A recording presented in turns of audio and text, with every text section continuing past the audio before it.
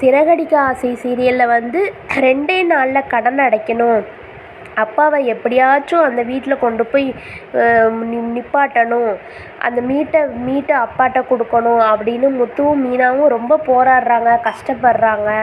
அந்த வீட்டுக்காக எவ்வளவோ தியாகம் பண்ணுறாங்க. அவங்க பண்ணாத தியாகம் என்ன இருக்குது?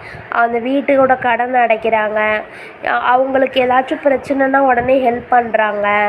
வீட்டில் எதுவும் என்ன இப்போ சண்டைனாலும் இவங்க தான் போலீஸ் ஸ்டேஷன் போகிறாங்க, வாராங்க, எல்லாமே பண்ணுறாங்க.